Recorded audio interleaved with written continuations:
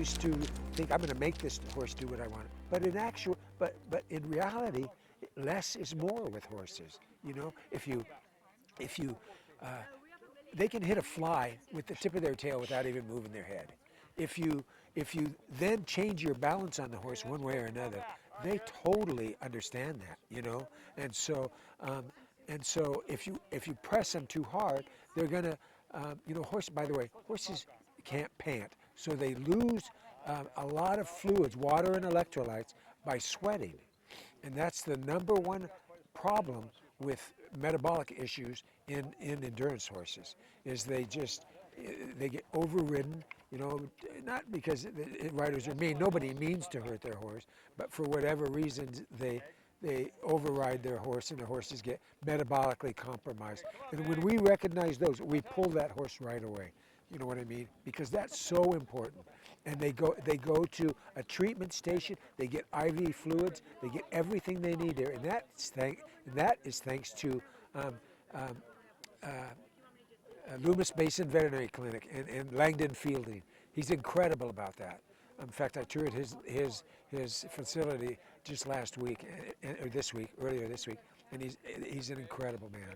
And so, but all of us veterinarians that are involved with it, again, are passionate about being advocates for the horse, and and so we monitor them closely. We do trot out and back, you know, take their pulse before, take their pulse afterwards.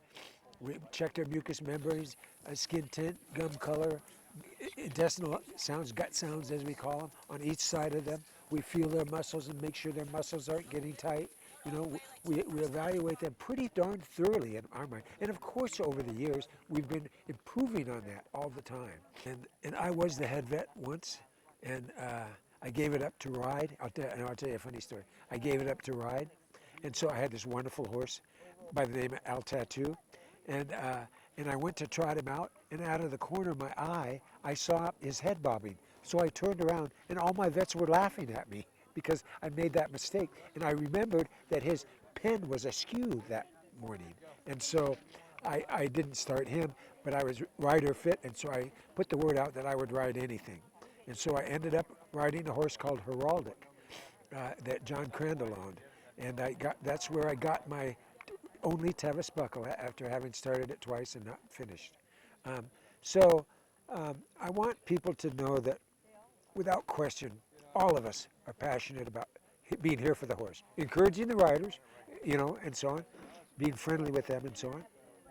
But we're here for the horse, and that's really it. And I'll continue to do this until I absolutely can't. I'm only 72, and I have 5,000 miles as an endurance rider myself, which isn't bad. But I'll continue to vet this ride and other endurance rides as long as I possibly can. As long as they'll have me back. I started it 3 times, but I only finished it once. Yeah. I'll tell you another thing about riding. Just as a man, I'll admit this, not necessarily endurance horses, but riding. I used to feel like I'm going to make this horse do what I want. But then as I matured, I realized, no, you don't, there's no need to do that. You let the horse teach you how to ride them. You know what I mean? And by just being gentle to them, you know what I mean? And I like to coo to them. They like a leader. I like to just stroke their mane and just coo, you know, like you would a lover almost, you know? And that helps a lot. Sometimes at the beginning of rides, horses are difficult to rate or to manage. They want to go. And so it's hard for some riders to manage that. You got to find a middle ground. You can't let them go because then they get metabolically in trouble quickly. But it's hard to rate them, it's called, have them go slow enough without getting them too amped up about that. And so that's a difficult process to do. But there are riders that don't know how to do that or don't realize they need to do that and override their horses. But a lot of times those are more inexperienced horses, you know. And once again, going back to the cowboys and cowgirls in the old days, I don't know how they did. They were tough hombres and women, that's for sure. You know, but for the horse, it's much better now than the way it was then, yeah. And all of my colleagues here all of them feel exactly the same as I do. You know, we want to help the riders, but by gosh, the horse comes first. The trail is incredible. I'll tell you something about this trail. You know, Auburn is 2,400 feet. This goes up to 8,600 feet. You know, so it's an up and down, basically a downhill ride, but it's a up and downhill sort of ride. And there's about 22,000 feet elevation changes in this. In addition, you know, you got to come over the top, Squaw Valley. You know, you've got to come down through there, and then I can't remember all the stops right off the top of my head. But you got to be careful. You got to be smart. You got to ride smart.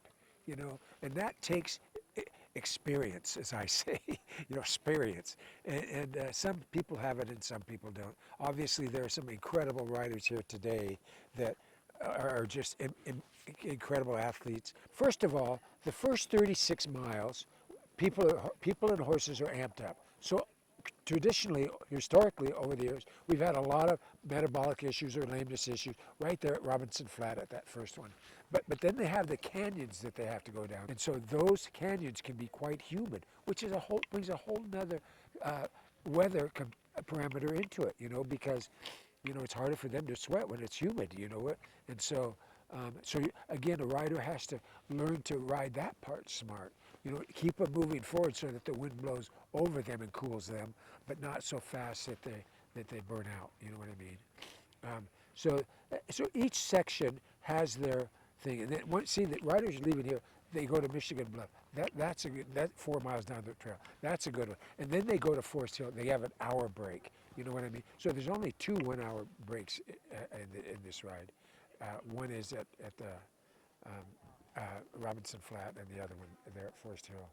And then where I like to be, frankly, the last stop, 6 miles from the finish, is called the Lower Quarry. And over the years, I've loved to be there because those a lot of times those riders, they're dazed and confused. They're tired, you know what I mean? And I like to see, but they get to stay there as long as they want. There's the people there provide fruit and drinks and so on and so forth. And then I like to say to them, you call yourself an endurance rider. Pull up your britches and mount up. You can do this, girl, or you can do this, young man. You know, that kind of thing. And I think over the years, people have actually come and told me, thank you for encouraging me there.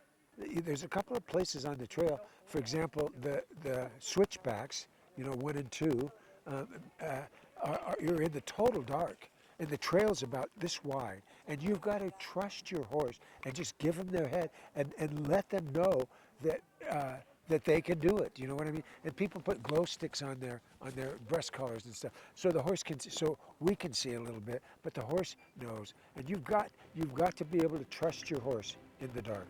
They can see better than we can, and I think good experienced people do that. Yeah.